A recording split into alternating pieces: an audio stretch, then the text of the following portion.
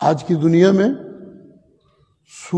سود کا سلسلہ اتنا غالب ہو چکا ہے، یہ برائی اس حد تک پہنچ گئی ہے کہ اب یہ ذہنوں میں، مسلمانوں کے دل دماغ میں برائی ہی نہیں رہی۔ جب بات یہاں تک پہنچ جائے تو وہ پھر غلطی معاف ہونے کے قابل نہیں رہ جاتی۔ شرک بھی اسی لیے معاف نہیں ہوتا، جس سے بچانے کے لیے انبیاء پوری زندگی دعائی دیتے ہیں، اولیاء تقریریں کرتے ہیں، خطباء وعظ کرتے ہیں، زندگی گزار دیتے ہیں لوگوں کو شرک سے بچانے کے لیے۔ شرک بھی اسی لیے ناقابل معافی ہے کہ وہ کرنے والا اسے برا نہیں سمجھتا۔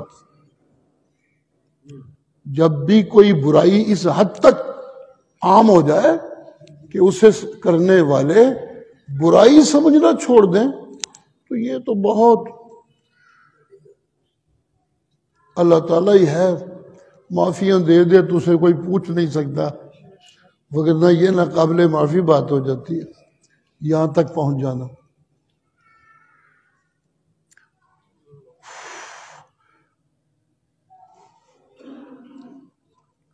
ہم دنیا کمانے میں کوئی نہیں سوچتے کہ سودی پیسہ آ رہا ہے کہ نہیں آ رہا، ہم سود میں ملوث ہیں کہ نہیں ہیں، کوئی نہیں سوچتے ہم کہ ہماری کمائی میں کوئی حرام شامل ہے کہ نہیں شامل۔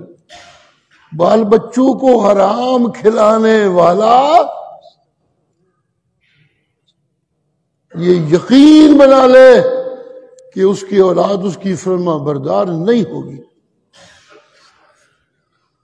اولاد تو کجا، میرے مرشد نے فرمایا اس کے نوکر بھی اس کے فرما بردار نہیں رہیں گے۔ کیسے ہوں کی فرما برداریاں؟ فرما برداریوں کا حکم تو میرا اللہ دیتا ہے، دلوں میں ڈالتا ہے فرما برداریوں کے جذبے، تو تب جا کے فرما برداریاں ہوتی ہیں۔ فرما برداری اتنی آسان کام نہیں انسان کے لیے، بڑی زبردست چیز ہے یہ۔ جب والدین کا فرما بردار ہوتا ہے تو یہ اللہ کی سمجھ لیجئے خفیہ وحی ہوتی ہے اولاد کو، یہ تیرے ماں باپ انہوں نے میری نافرمانی نہیں کی، تو نے ان کی نہیں کرنی، اب ان کا فرما بردار رہنا ہے۔ حرام کی کمائی والا چونکہ اللہ کا فرما بردار نہیں رہتا تو اس کی اولاد کے دل میں رب کی طرف سے کوئی فرما برداری نہیں ڈالی جاتی۔ جب نہیں ڈالی جاتی تو دوسری چیز پھر شیطان کی فرما برداری رہ جاتی ہے، وہ تو لڑانے پہ تلا ہوا ہے، بھائی کو قتل کرنے لگتا ہے، بیوی خاوند کو قتل کرنے لگتی ہے، خاوند بیوی کو قتل کرنے لگتا ہے، دوست دوست کو قتل کرنے لگتا ہے۔ جی یہ بہت بڑا فساد دور تک جاتا ہے، اور سب سے بڑی محرومی یہ ہے لوگوں، میں جتنا مرضی زور لگا لوں جب تک اس کی معیت میرے زور میں رحمت شامل نہیں ہوتی وہ میرا زور کامیاب نہیں ہو سکتا۔ جی تب ہوتے ہیں جب اس کی رحمت شامل ہوتی ہے۔ تو سن لیجئے، حرام کی کمائیاں کرنے والے اور کھانے والے ساری زندگی رو رو کے رب سے مانگتے رہے، وہ ایک بات بھی ان کی سننے کے لیے تیار نہیں ہوتا۔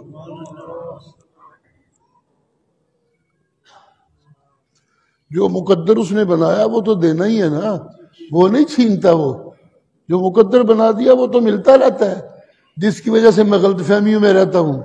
کوئی گل نہیں، میرا کام چل رہا ہے، بے خیر ہے جی، اللہ اللہ، تو یہ تو اس کا مقرر کرتا رزق ہے، وہ دے رہا ہے، اس نے دینا ہی دینا ہے، وہ دیتا رہتا ہے۔ قیامت کے دن انبیاء سے سوال ہوگا، تم یہ اپنی امتی کو کہہ آئے تو کہ یہ کرنا وہ کرنا، وہ کہیں گے اللہ ہم تو تیری فرما برداری اور تیری عبادت کی تلقین نہیں کرتے رہے ہیں، مسئلہ یہ بنا کہ یہ غلطیاں کرتے تھے اور تو ان کا رزق بند نہیں کرتا تھا تو یہ مست رہتے تھے۔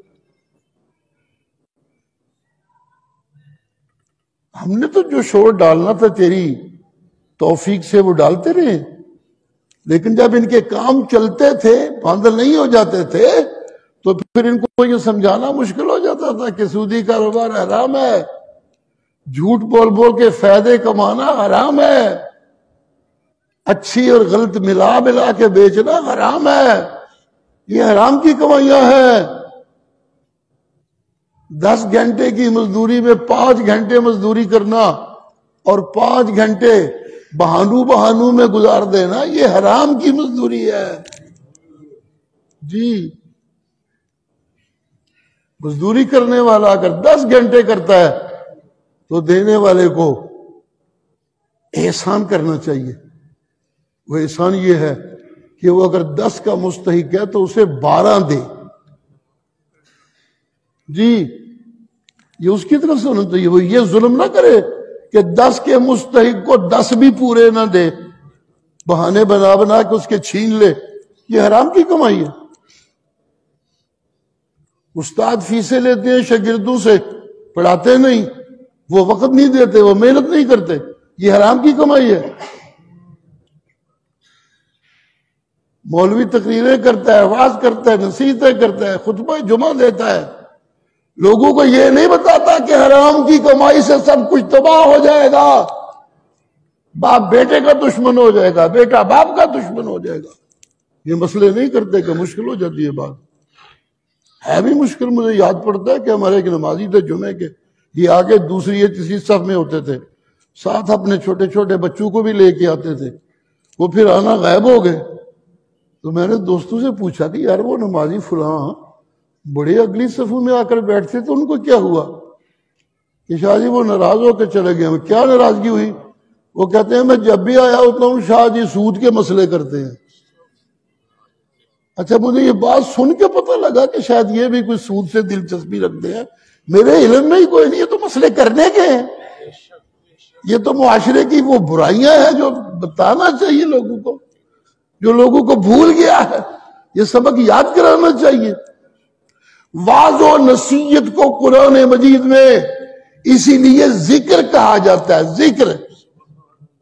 ذکر کا مطلب ہے کہ یہ یاد رکھنے کی چیز ہے، اسے بھولنے نہیں دینا۔ قرآن مجید بھی چونکہ واضح ہے، نصیحت ہے، اس کو بھی اللہ کہتے ہیں کلا انہا تذکرہ۔ اور دنیا میں مست ہو جانے والوں، سب کچھ بھول جانے والا، سن لو انہا تذکرہ، یہ جو قرآن سنا اور سنایا جاتا ہے یہ یاد رکھنے کی چیز ہے۔